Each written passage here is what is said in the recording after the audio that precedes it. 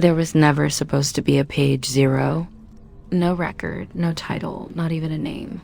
Just silence. But someone wrote on it anyway, and ever since then, the ink hasn't stopped moving. The journal started bleeding again last night. Not a metaphor, not an exaggeration. I mean that literally, it was leaking ink. Thick and black, seeping from the corners of the pages like it was alive. I didn't think it could still do that. I thought maybe it had finished with me. It was 2:47 a.m. I was in the basement of my grandmother's house, standing there with a flashlight that wouldn't stop flickering and the journal in my hands, warm like it had a pulse. I didn't want to go down there.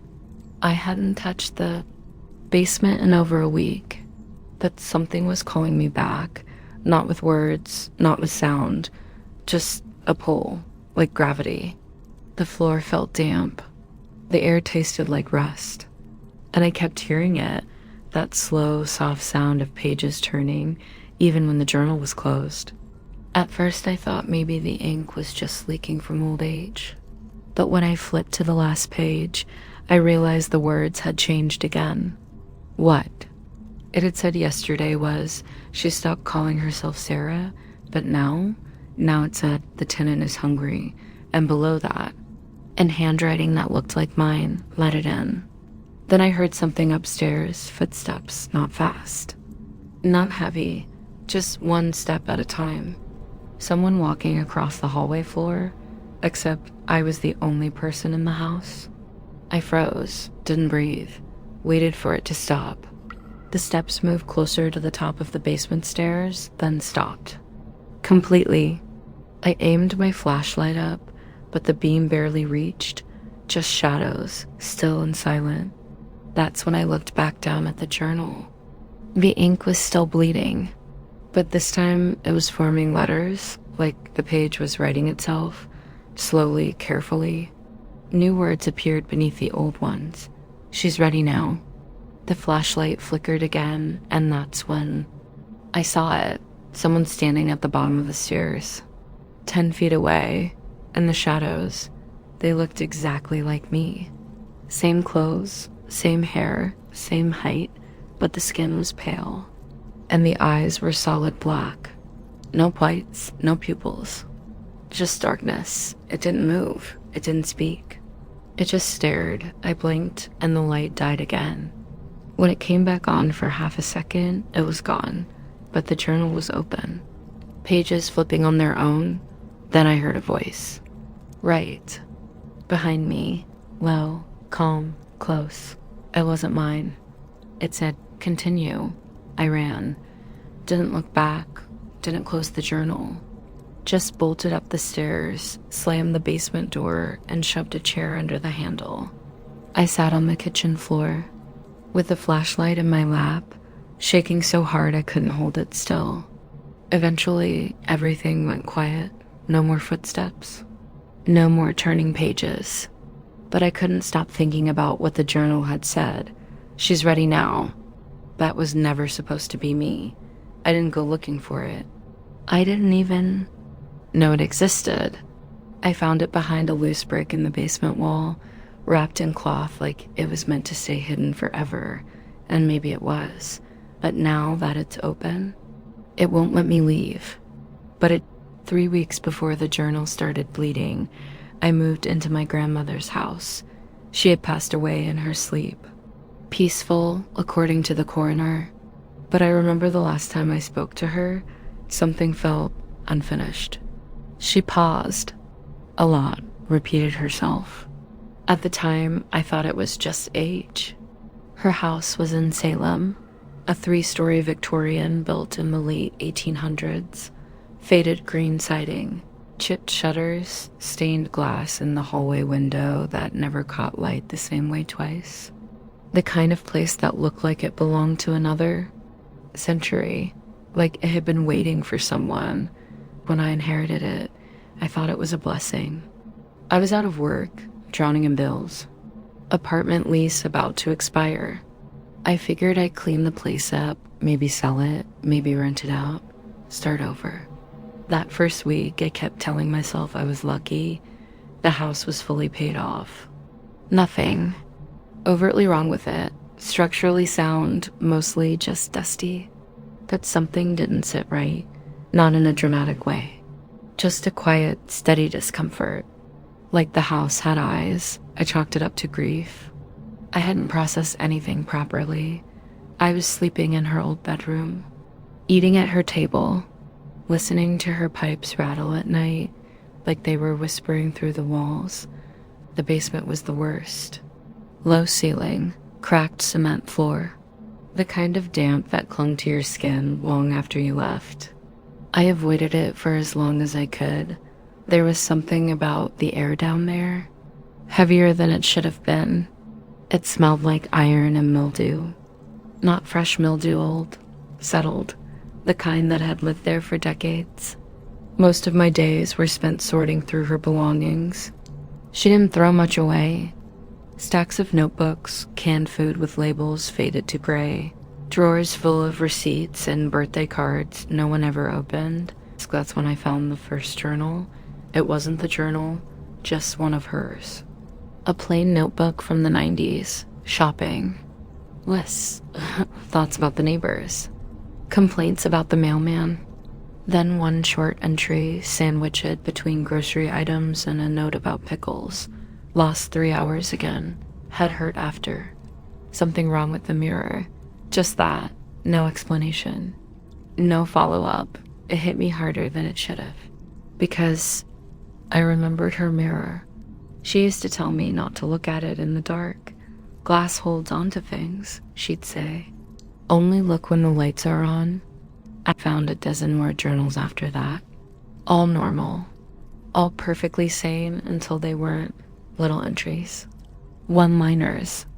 Out-of-place thoughts scribbled like they needed to be let out quickly. It watches through the cracks. The door is back again. Don't listen to it when it calls your name. That's when I started taking things seriously. I went down to the basement, looking for a place to store the boxes.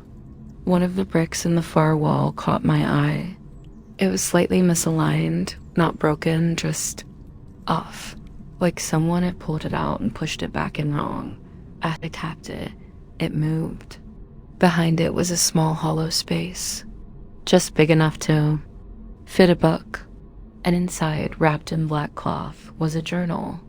This one was older, bound in cracked leather. No label. No markings, but the moment I touched it, I felt it. Not cold, not warm, just dot aware. I brought it upstairs and left it on the table. Didn't open it right away. I told myself it was. Probably sentimental. Something she'd hidden away when her mind started slipping, but part of me already knew. It wasn't hidden out of confusion. It was buried. Because she didn't want anyone to find it, and somehow it waited for me. I didn't open the journal that night. I tried not to think about it. I made dinner, watched a movie on my laptop, scrolled my phone like everything was normal. But it stayed in my peripheral vision, sitting there on the kitchen table, wrapped. And that same black cloth, like it was still trying to hide. It didn't make sense to feel nervous. It was just paper. Just old writing, but it felt wrong. Like it had presence. Around midnight, I gave in, the cloth unwrapped too easily, like it had been opened many times before. The cover was heavy. Real leather, cracked and dark like dried blood. There was no title, no name, just that smell. Dry, dusty, and metallic, like coins left in a damp drawer. The first page was blank. So was the second. Then on the third, words. Written in ink that hadn't faded. It looked fresh. The handwriting was my grandmother's. I recognized the way she wrote her T, the curled tail at the end. The entry was dated 1962, the year she moved into the house. I heard something in the basement again. 3 knocks, spaced, precise. I didn't imagine it. The next entry, days later. The mirror is darker at night now. It shows things that aren't behind me. And then this one, weeks later. I think it's inside the walls. It only talks when I'm alone. The writing was calm, clear, not the handwriting of someone losing their mind. It was intentional, controlled, like she knew what she was doing. There were dozens of entries like that, some short, some pages long. None of them made me feel better. She mentioned time disappearing. She mentioned waking up in the wrong room. Once she wrote, "If I don't write it down, it doesn't sleep." Then I saw my name, not in a list, not mentioned casually. Just one line, underlined twice. "If Sarah finds this, I'm sorry." I tried to keep it quiet. I really did. My throat tightened when I read that dot. She died last month. She couldn't have known I'd be here. I hadn't spoken to her in over a year. There's no way she could have predicted I'd inherit the house, let alone find the journal. And yet, there it was. I turned the page. What I saw next was impossible. The handwriting changed, subtly. Still hers, but something was off. Stiffer, less fluid. And the message was different now. It wants you to read. I flipped back. The earlier page, the one that said, "If Sarah finds this," was gone. Same page, same date. But now it just said, "Recording begins." I rubbed my eyes, checked again. It had changed. I knew it had changed. I wasn't misremembering. I grabbed my phone and took a photo of the page. Just in case. I left the journal closed on the table. Didn't wrap it again. Didn't sleep. Around 3 a.m. I heard something. Not footsteps, not voices. It was the sound of paper. Flipping, I sat up in bed, heart pounding, and listened. It was soft, slow, the sound of pages turning one by one. From the kitchen, I walked out, half expecting the journal to be in a different place. But it was right where I left it, closed. I reached for it, then stopped. There was ink on the table. A smear. I hadn't spilled anything. I hadn't even touched it since earlier. But now there was a small black smear, like something had seeped from between the pages, and it smelled wrong. Not like ink, not like mildew, like something deeper, like rot disguised as age. I wrapped the book up again, placed it in a drawer, pushed it shut, but the sound didn't stop. Even after I climbed back into bed, I could still hear it. That soft, slow turning, like it was still reading me. The next morning, I told myself I had imagined it. The page flipping, the smear on the table, the changing words, all of it. Sleep deprivation, stress, grief. That was the logical explanation. I made coffee, avoided the kitchen drawer, and tried to focus on clearing out the upstairs guest room. But I couldn't stop thinking about the message that had disappeared. So around noon, I opened the drawer again. The journal was exactly where I left it, still wrapped in black cloth, still cold to the touch. I unwrapped it, open to the same page I'd photographed the night before. It had changed again. No mention of recording begins. No, it wants you to read. Just a single line now. You've already started. Same ink, same handwriting. But it was like the page had rewritten itself to fit the next step. Risk, I checked my phone, opened the photo I took. The line was still there in the image. Recording begins. But that version was gone now, erased from the actual page. I turned to the previous entries. Now they were different. Same dates, same structure, but some words were off. Where it used to say, "I heard something in the basement again," it now said, "I let something in." A small change. Just one word, but the meaning was entirely different. And somehow more honest. I felt sick. At night, I brought the journal into my room. I couldn't leave it alone. I needed to see if it changed in real time. I set it on the dresser next to my bed, opened to a blank page, and placed my phone beside it, camera recording all night. I didn't sleep. I just watched. Nothing happened for hours. Then, just after 3 a.m., the journal flipped a page on its own. I didn't imagine it. I didn't move. The page turned, slowly, as if pushed by invisible fingers. The pen I'd left beside it rolled toward the spine. Then it stopped. The page remained blank. Nothing wrote itself. I reviewed the footage. The next morning, you can see the journal untouched for the first 3 hours. Then, at 3:11 a.m., my bedroom door opens slightly. A breeze comes through, but the window was closed. Then at 3:17, I sit up in bed, eyes closed. Still sleeping, still completely still, and then I speak. Just one sentence. Don't go to the basement tonight. My voice, calm, unfamiliar. I watched the video again and again, and each time I felt a little less convinced that the voice belonged to me. Later that day, I opened the journal again. New writing had appeared.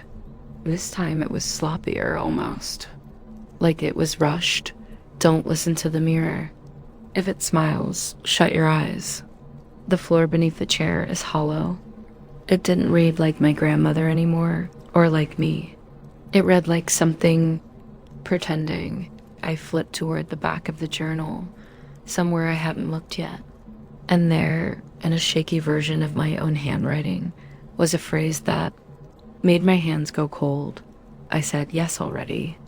I hadn't written it. I knew I hadn't, but it was my hand, my loops, my slant. The way I crossed my T. I shut the journal hard enough to sting my palms. From that moment on, I kept it with me at all times. Not because I wanted to, because I felt like if I left it alone for too long, it might continue without me. That night, as I tried to sleep, I heard something new. A low hum, like an old TV left on in another room, faint, static, just on the edge of hearing. It came from the kitchen, from the drawer. Even though the journal was with me, I took the drawer anyway. Inside was a note, a piece of lined paper, torn from one of my grandmother's other notebooks. 4 words written in red ink. Stop before July begins. I looked at the calendar. It was June 28th. I didn't leave the house for the next 3 days. Didn't go to the grocery store, didn't return calls, didn't check my email. I stayed in, just me and the journal. I tried to tell myself I was researching, that if I could figure out what it was, what it wanted, I could stop it, undo it somehow. But I wasn't researching. I was reading compulsively, like the words were water and I hadn't realized I was thirsty. The more I read, the more the journal gave me. New entries would appear after I blinked. Sometimes I'd leave a page blank and come back to it minutes later to find a paragraph had formed in my handwriting. 1 page read, she's ready to write, let her. There were names now, lots of them. I started writing them down on scrap paper, dates next to each one, some from decades ago. Some more recent, some of them had matching obituaries. Others just vanished from record, but a few were real. I found one name, Margaret Thorne, mentioned in a 1961 police report. Woman disappeared from her home without a trace. Neighbors heard strange noises for weeks. Police found a burned journal in her fireplace, the address listed in the file. My grandmother's house, she hadn't lived there yet. It belonged to someone else back then, someone who vanished. I went back through the journal with new eyes. Every strange line started to feel like it had been written by someone else entirely, not just my grandmother. A chorus of voices, all trapped in the same book. There were no signatures, no introductions, just fragments. It can't create, only copy. Each word feeds it. The mirror isn't a reflection, it's a window. It started getting harder to tell which words were mine. I'd write in my notebook, separate from the journal, but I'd catch myself repeating phrases I'd read earlier. Then I noticed something worse. My handwriting in the journal was changing. It wasn't just mimicking me. It was becoming Emmy, same inconsistencies, same tilt on my lowercase e, Same way I loop my G backward when I'm tired. It didn't feel like it was learning. It felt like it was remembering. At risk, I lost time. Sometimes 15 minutes, sometimes entire hours. I'd look up and the sky had changed. The lights were on, even though I hadn't touched the switch. Once I found myself standing in the hallway outside the attic, holding the journal, barefoot, heart pounding like I'd just run upstairs. I didn't even remember going up there. The trapdoor was open. But I don't remember opening it. The attic was nothing, except one new thing. A drawing. Pencil on the wall. It looked like a chair in a room full of mirrors. I didn't draw it, but it was fresh. The graphite came off on my fingers. Asterisk, that night I wrote something in my notebook just to try and clear my head. I only meant to write a single line. I need to get out of here. But when I read it back, it said, I need to stay until it's done. My handwriting. My pen, wrong sentence. I ripped the page out and burned it in the sink. The smell that came off the paper wasn't right. It didn't smell like paper or smoke. It smelled like the journal, like iron and something deeper. I stopped trying to explain it. I stopped trying to make sense of it. And sometime around 2 a.m., I found myself whispering to the journal, not reading it, not writing in it, just speaking to it, telling it I understood, telling it I was listening now. And the horrible thing is, it listened back. By the next morning, I couldn't pretend this was just in my head anymore. Things had changed, not just the journal, not just me, the house itself. It was subtle at first, lights flickering in rooms I hadn't entered, doors refusing to open, until the third or fourth try. But then it escalated. I was brushing my teeth when I noticed the hallway behind me in the mirror didn't match the one behind my back. The wallpaper pattern was different. The mirror showed a framed picture I'd never seen before, something with a woman in a rocking chair. But when I turned around, the hallway was empty. No picture, no chair, just wall. That afternoon, I found the TV turned on in the living room. I hadn't touched it. It was stuck on static. Full volume. I had to unplug it to make it stop. The journal was sitting in front of the screen. I hadn't left it there, and then the dreams started to get worse. I would wake up gasping, not sure where I was. Sometimes convinced I was back in the basement, but lying in bed. Other times I'd wake standing at the kitchen window, watching the driveway. Even though I didn't remember getting up, I caught my reflection doing things I wasn't doing, smiling when I wasn't, blinking at the wrong times, tilting its head like it was listening to something I couldn't hear. And always, when I looked away and looked back, it was gone. Back to normal, like nothing had happened. But I could feel it watching, not just from the glass, from the walls, the corners. This journal started writing. Again, this time while I watched. It didn't even wait for me to open it. One night I came home from the store, the first time I'd left the house in days, and the book was on the kitchen counter, pages turning on their own. The pen beside it dragged across the paper as if pulled by an invisible hand. It wrote, "She's ready for the next room." And beneath that, "Let her find the door." I didn't know what it meant till the next day.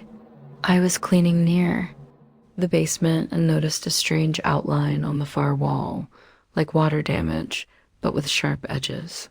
When I touched it, it gave way. The drywall crumbled inward. Behind it, a narrow opening, a hidden door I'd never seen before. Inside was a short hallway, no wider than a closet, and at the end, a mirror. Not a modern one. Old, warped, tinted, the kind that doesn't reflect light. It absorbs it. I didn't go in. I shut the door, covered the hole, didn't tell anyone. That night, I found the following in the journal. She come when. It calls her name. I started sleeping with the lights on. And still, I'd wake up hearing someone whispering from the other side of the wall. A woman's voice, calm, familiar. Sometimes it sounded like my grandmother. Sometimes it sounded like me. I'd check the whole house and find nothing. Then one night, I walked past the mirror in the upstairs hallway and saw the reflection of that narrow hidden room, the one behind the basement wall. It was there in the mirror, lit by candlelight, flickering. But when I opened the actual door, darkness, nothing, no candle. The journal sat waiting on my bed when I got back upstairs. Pages open, the newest entry read. She saw it. Now she belongs to it. I didn't write it. I swear I didn't, but the ink was fresh, still wet when I touched it, still warm. At some point, the fear stopped feeling sharp. It just settled into me, dull, constant, like a weight behind my eyes. I wasn't even sure what I was afraid of anymore. Not the journal. Not the house, I think. I was afraid of how normal it had started to feel. That scared me more than the voices, as I needed answers. Not from the book. Not from whatever was mimicking my handwriting. I needed real proof. Something outside of this place. So I started digging. First, through the town records, birth and death certificates, property transfers. Then through the old newspaper archives at the library. It didn't take long before I found something.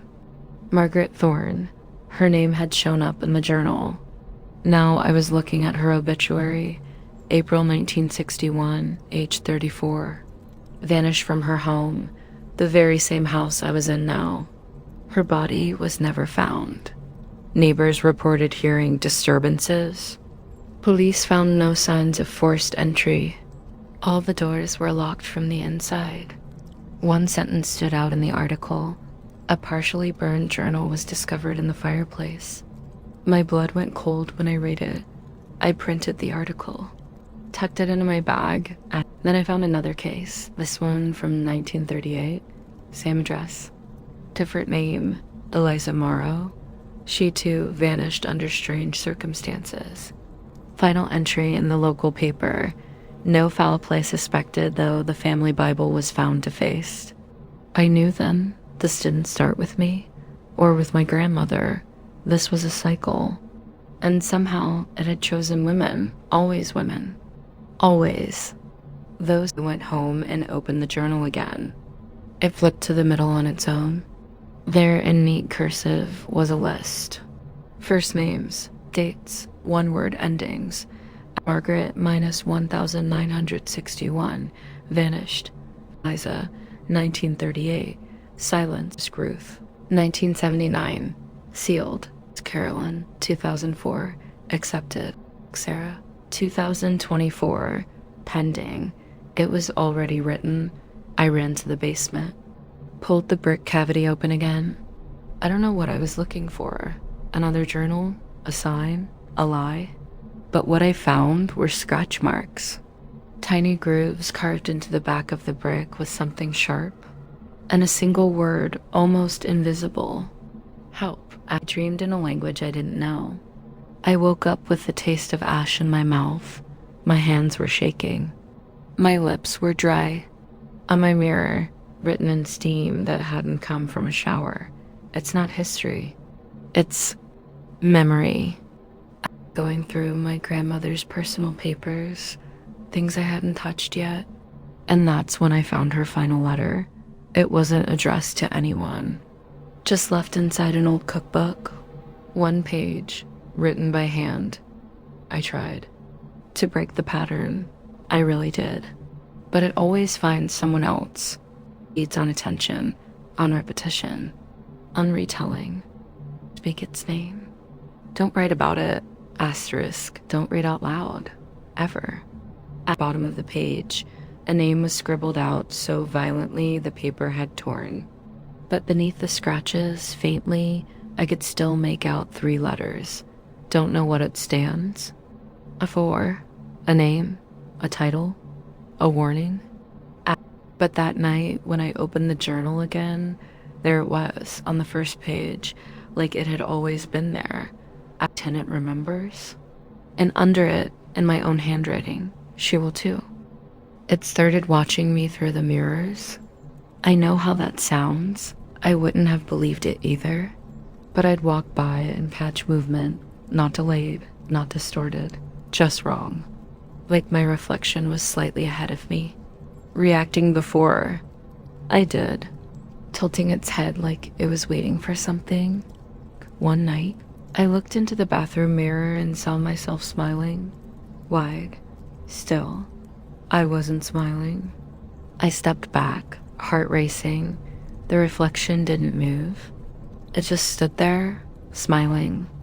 And then, after a few seconds, it blinked, not once, twice, like it was signaling. I slammed the door and didn't go back in for hours. That same night, I found the journal on my pillow. I had locked it in a drawer the day before. It was open. My name was written across the top of the page, dozens of times, in ink that looked wet but didn't smudge. Sarah, Sarah, Sarah, Sarah, Sarah, then a single sentence underneath. You're looking the wrong way. I started keeping the mirrors covered after that. Towels, sheets, anything I could find. It didn't help, because then it stopped using mirrors. I started seeing someone across the room.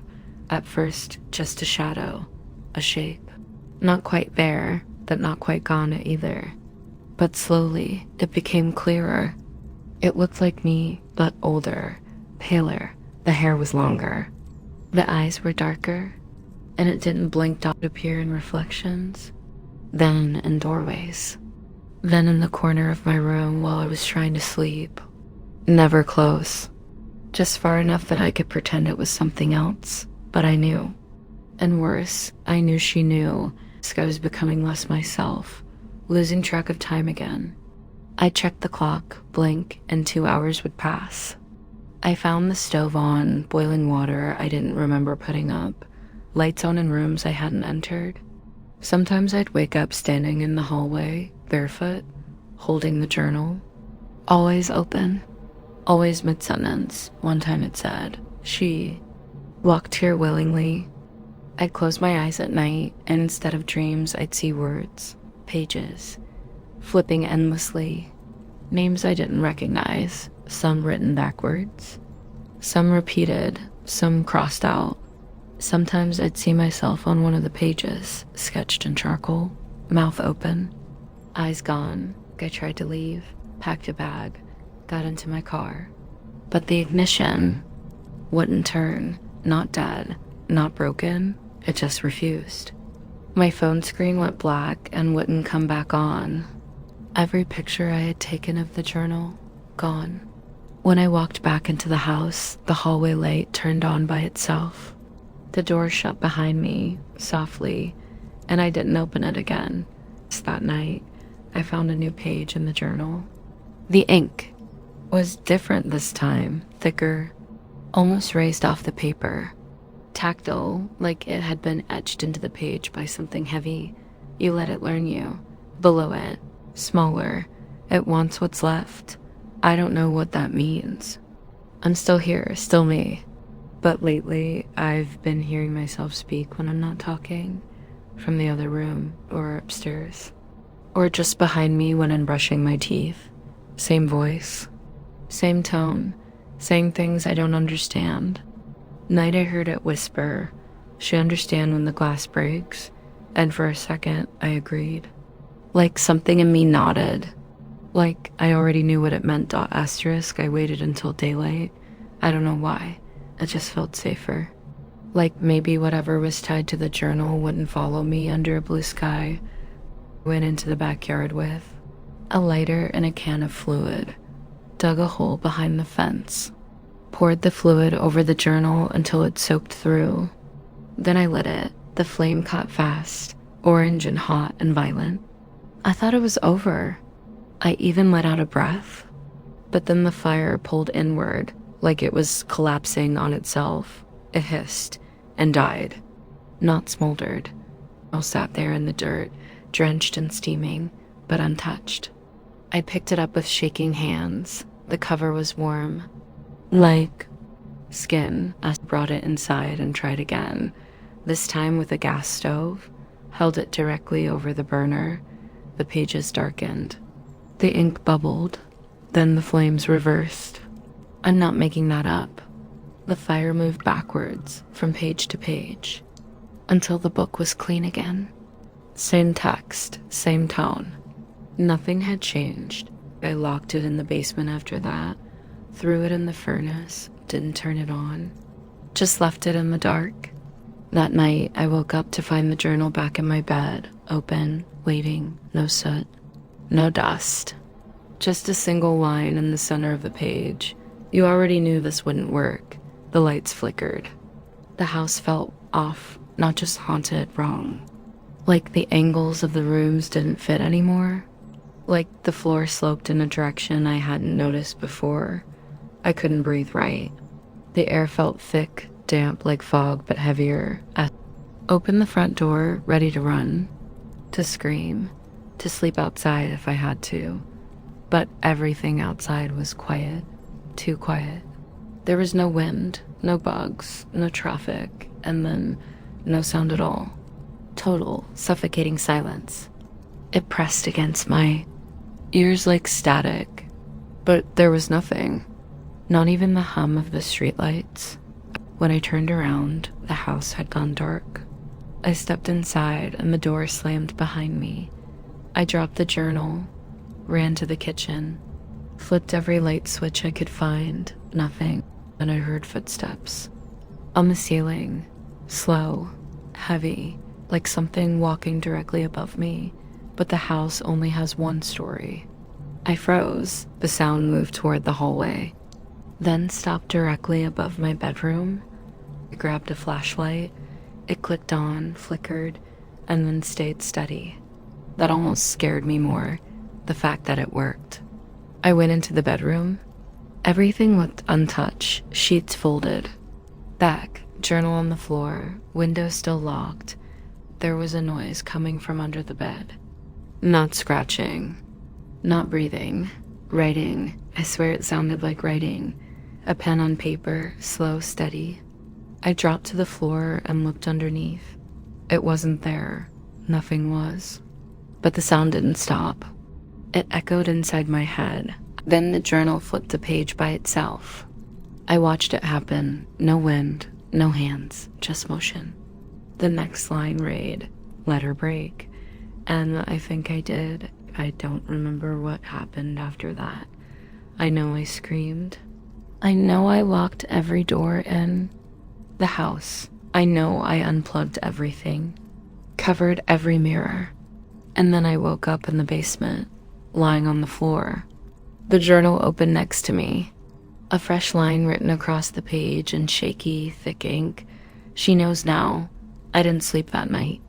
I just sat at the kitchen table until morning, holding a cup of cold coffee and trying to remember how to feel human. But I couldn't, because whatever I was, I didn't feel like me anymore. That morning, I stood in front of the mirror and didn't recognize myself. I wasn't dramatic. No blood, no missing eyes, no stitched mouth. Just wrong. My face looked too still. My skin too flat, like a photograph of a person trying to look alive. I blinked. The reflection didn't. I turned away and refused to look again. I needed answers. I needed an ending. Whatever the journal wanted, it had taken almost everything. So I went to the basement one last time. The hidden door was still there. Still. Sealed behind the false wall. Still exactly where it shouldn't be. I peeled the drywall back again and stepped inside. The hallway was narrower than I remembered. The air was warm, stale, like breath that had nowhere to go. My flashlight flickered, then held. At the end of the hallway, a room waited. I stepped in. There were mirrors on every wall, old, dust-covered, some cracked, but all perfectly, angled to reflect me over and over. Hundreds of me, layered, infinite. And in the center of the room, a wooden chair. I didn't want to sit. Every part of me screamed not to, but my legs moved anyway. The second I sat down, the door behind me vanished. I mean that literally, it just wasn't there anymore. Only the mirrors. Only me, and then the journal appeared. It sat on a pedestal in front of me. Closed. I didn't bring it. I didn't carry it down. But there it was, waiting to open by itself. The pen floated, hovered just above the page, and then it started to write, slowly, smoothly, without touching it. The ink formed letters, words, a sentence I couldn't process at first. She will surrender. Another line. She will write. The pen dropped, landed neatly beside the book. I reached out, hesitated, then picked it up. I didn't feel like I had a choice. My hands started moving. I watched it from above, almost detached. I was writing, but I didn't know the words. I wasn't reading. As I wrote, I was just transcribing, copying something that was being whispered from inside me, and stop. The mirrors didn't reflect what I was doing. In every mirror, I was still, head tilted, eyes closed. Some of the reflections were smiling. One of them raised its hand and placed a finger to its lips. A hush. The rest of them began to disappear, not shatter, not fade, just blink out, one by one, until only one mirror remained. And in that mirror, I saw a version of me I didn't recognize, older, pale, black around the eyes. Not dead, just hollowed out. She mouthed something, I couldn't hear it. But I knew what she said. You're next. Then the mirror cracked. Just a single fracture, right across her face. And I woke up on the basement floor, cold, shaking, mouth dry, hands black with ink. The journal was beside me. On the open page, one last line had been written. It's recorded. The pen was gone. I stood up slowly. Every joint ached like I'd aged a decade overnight. I walked out of the basement and didn't look back. I haven't been in that room since. I don't know if it's still there. Sometimes I think I should go check. Other times, I think I already know the answer. I moved out of the house the next morning, didn't pack much. Just the basics. Left the furniture, left the photos, left the journal in the basement, exactly where I woke up. I drove for hours without a destination. Checked into a motel in a different state, paid cash, used a fake name at the desk. I haven't gone back, but the strange thing is, I still don't feel like I left alone. It's hard to explain. I'm not talking about ghosts. Not exactly. It's more like something stayed with me. Or maybe something watched me leave and followed. My phone still doesn't work right. I've replaced it twice now. New SIM. Factory reset, but the camera won't open. The voice memo app crashes every time I try to record. And I keep finding ink on my fingers when I wake up. Just faint smudges, sometimes on my palm. Sometimes streaked across the side of my hand, like I'd been writing in my sleep. But there's never any paper. I haven't bought another journal. I won't. I've taped over every mirror in the apartment. Even the microwave door, the static sound still follows me sometimes. Not always, but enough to know it's not in my head. Late at night, when the building goes quiet, I can hear it behind the walls. Like an old TV on in the next room, but muffled. Like it's playing from somewhere underneath the floorboards. Sometimes I get mail with no sender. Empty envelopes. No stamps. No return address. Just my name. Once, there was a single sheet. Inside, typed, not handwritten. We remember what you said. I threw it away. Burned it. But it didn't feel like that changed anything. Every now and then, I'll catch my reflection in a window. Just for a second. It'll look normal, but then it doesn't. The version of me I see, she doesn't blink. Or she blinks too much. Or her mouth is moving before mine. I try not to look anymore, and I still don't dream. But when I sleep, I wake up exhausted, like I've been up all night doing something I can't recall. Once, I woke up to find a chair pulled into the center of the room, nothing else around. It exactly like the one from the basement, and underneath it, carved faintly into the wood floor, said, I moved apartments 2 weeks later, didn't leave a forwarding address. Now I keep everything digital, no handwriting, no notebooks, not even sticky notes as sometimes. I'll open a random file on my laptop and find a line I didn't type. Usually just one sentence, always in the same font. Always in italics. Last week it said, this isn't done. Shut the laptop and haven't opened it since. Every time I tried to explain it, I felt this pressure in my head, like a migraine behind my eyes. A warning not to speak, so I stopped going. Through the motions now. Grocery store, walks during the day, podcasts in my ears so I don't hear the silence too clearly, but the quiet doesn't stay quiet because I know it's still with me. Maybe not the book, maybe not the house, but the part of me that opened it, that said yes, that sat in the chair. She never left. It's been 6 months. Long enough for people to stop asking how I've been. Long enough for me to learn how to function again, at least on the surface. But I don't sleep right, I don't look in mirrors, and I don't write anything down. Not on paper. Moved again. Farther this time. No address listed. New job. New number. I even changed my name on the lease, but I still check the mailbox like something might be waiting. Last week, there was a package. No postage, no label. Just sitting there, tucked behind. The rest of the mail like it didn't want to be found right away. Wrapped in plain brown paper. Tied with string. When I opened it, I found a small black notebook. Identical size. Same leather texture, same weight, but completely blank. No entries. No handwriting. Not even a scratch on the cover. I didn't touch it for 3 days. Then I came home from work and found it on my nightstand. I hadn't brought it upstairs. I hadn't even opened the box since I put it in the closet, but there it was. Open. To the first page. Still blank. I thought about writing something. Just a word. A mark. But I didn't.